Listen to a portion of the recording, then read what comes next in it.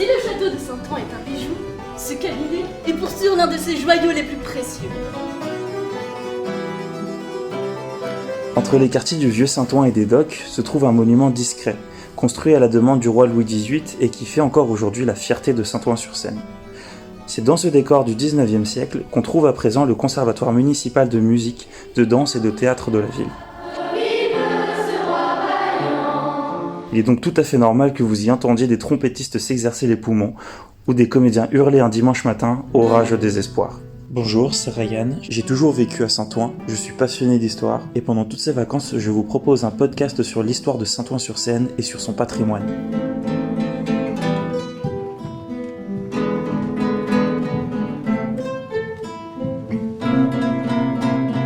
Cet édifice se trouve dans le parc des Docks que l'on appelle aussi familièrement le parc du château. À cette place se trouvait auparavant un grand château dont la construction a été entreprise en 1664 par l'architecte Antoine Lepôtre. Il a été construit pour le surintendant du duc d'Orléans et frère du roi Soleil. Ce premier château aujourd'hui n'existe plus, il a été entièrement démoli et reconstruit par le roi Louis XVIII qui a fait bâtir l'actuel château.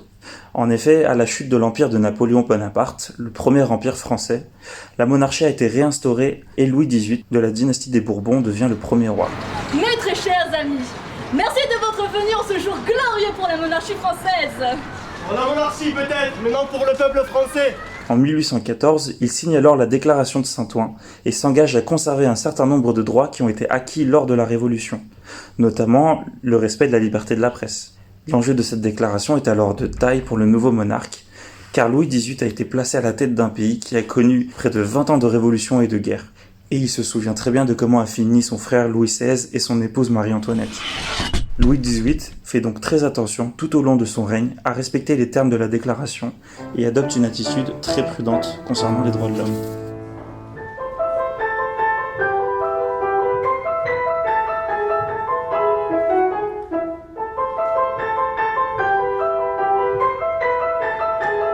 Pour cette deuxième partie, je suis accompagné de Simonet qui travaille aux archives de Saint-Ouen. Bonjour Simonet. Bonjour Ryan. Simonet, est-ce que tu peux nous dire comment et quel impact, en tout cas, ce roi a-t-il eu pendant son règne sur le château de Saint-Ouen ?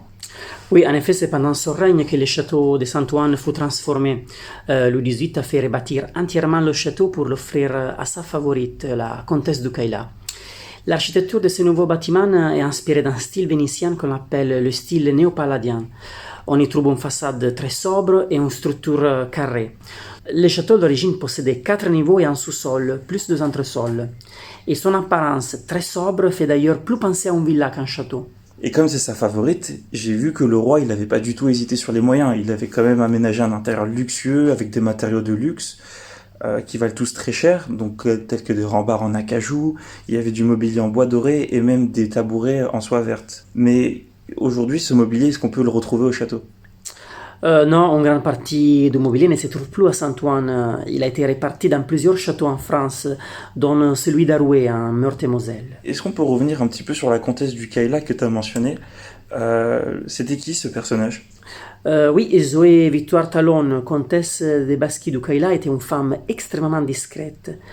Son amant royal, Louis XVIII, avait dû insister pour qu'elle accepte en don le château de Saint-Ouen, qu'elle ne voulait pas.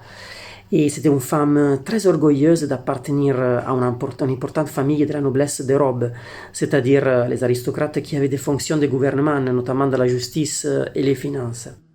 Comment cette dame, elle a pu rencontrer Louis XVIII ? Parce qu'il était quand même en exil pendant de nombreuses années, puis il est revenu un peu par opportunisme.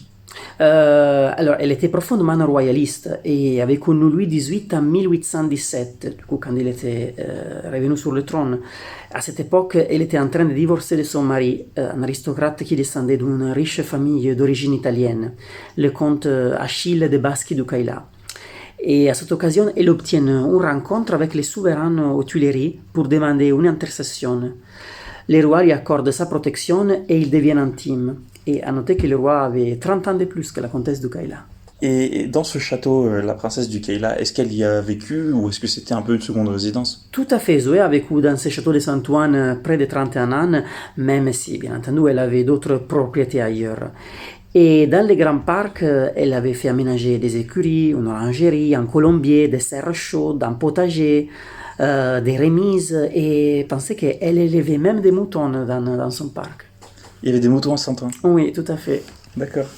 Mais c'est pas la première fois qu'il y a eu des animaux à Saint-Ouen. J'ai vu qu'à l'époque, le château était aussi un énorme hippodrome. Et d'ailleurs, c'est la fille de la comtesse qui avait loué le château à une compagnie épique. Est-ce que tu peux me confirmer ça? Parce que ça voudrait dire que le château était entouré d'un énorme parc qui accueillait du public, etc.